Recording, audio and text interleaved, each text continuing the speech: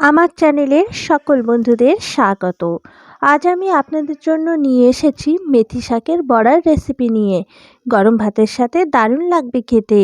আমার এই রকম সুন্দর সুন্দর ভিডিও পাওয়ার জন্য সাবস্ক্রাইব করে দিন আর পাশে থাকা বেল আইকন বাটনটি ক্লিক করে অল করে দিন।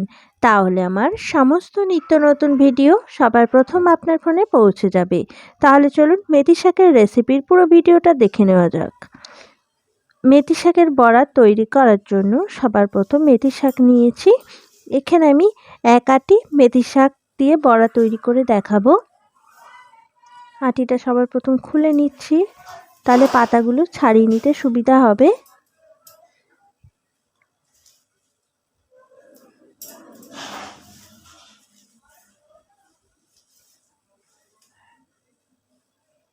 এবারে মেথি শাকের পাতাগুলো আমি ছাড়িয়ে নেব। দেখুন এইভাবে পাতাগুলো কেটে নিচ্ছি।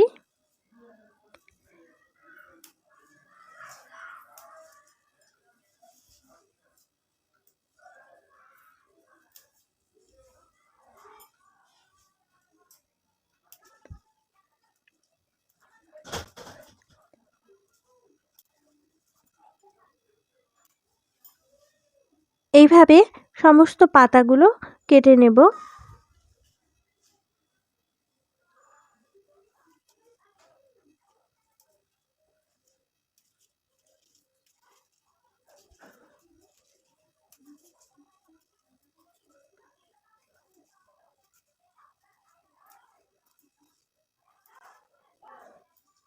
সমস্ত পাতা খুব ভালো করে কেটে নেওয়া হয়ে গেছে দেখুন। এবারে এই পাতাগুলো জল দিয়ে খুব ভালো করে ধুয়ে নেব। আমি এখানে 4 বার মতো জল দিয়ে ধুয়ে নিচ্ছি। দেখুন এইভাবে জল দিয়ে খুব ভালো করে ধুয়ে নিতে হবে, তা নাহলে এতে অনেক বালি থাকে। খুব ভালো করে ধুয়ে নিয়েছি। এবারে জল থেকে ছেঁকে নিচ্ছি পাতাগুলো এইভাবে। আর একটা ছুরি দিয়ে এইভাবে আমি পাতাগুলো ভালো করে কুচিয়ে নিচ্ছি। আপনারা চাইলে বটিতেও কুচিয়ে নিতে পারেন। এইভাবে যতটা সম্ভব কুচিয়ে নেওয়া যায় আমি সেইভাবেই কুচিয়ে নিচ্ছি।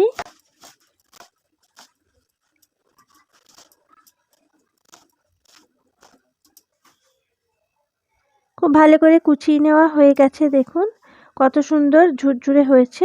তবে এতটা ঝুরঝুরে না হলেও চলবে, একটু কেটে নিলেই হবে পাতাগুলো। এবারে পাতাগুলো একটা বাটিতে তুলে নিচ্ছি।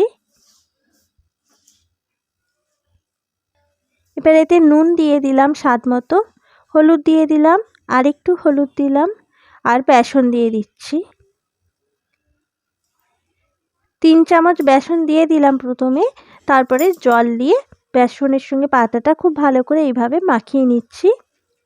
তারপরে যদি বেসন লাগে আবারও দেব। আর একটু বেসন দিয়ে দিচ্ছি, আরও 2 চামচ বেসন দিয়ে দিলাম, আর একটুখানি জল দেব। খুব বেশি আর জল দেব না, তাহলে অনেকটা পাতলা হয়ে যাবে।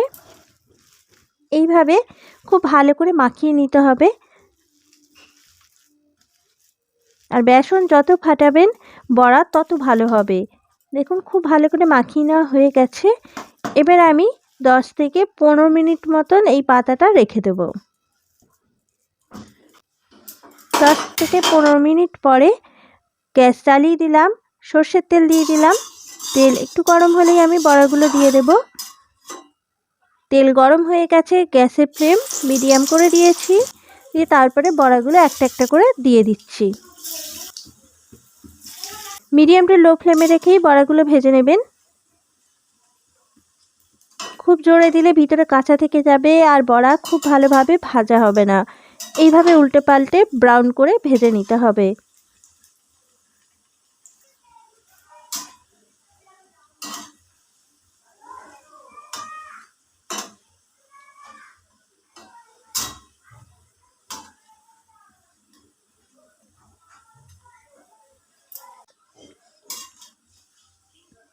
ব্রাউন করে প্রায় ভেজে নেওয়া হয়ে গেছে।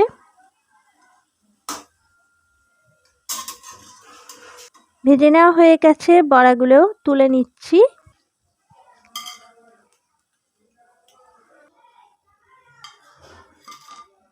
একইভাবে সমস্ত বড়াগুলো ভেজে তুলে নিলাম। দেখুন কত সুন্দর হয়েছে। এইভাবে আপনারা অবশ্যই বানিয়ে খাবেন। আমার ভিডিওটা যদি আপনাদের ভালো লেগে থাকে লাইক করে দেবেন আর কমেন্ট বক্সে জানাতে ভুলবেন না কিন্তু, আর বন্ধুদের কাছে শেয়ার করে দেবেন। আজ তবে এই পর্যন্তই। পরবর্তী ভিডিওতে আবার অন্য কোনো রেসিপি নিয়ে আসব। ধন্যবাদ।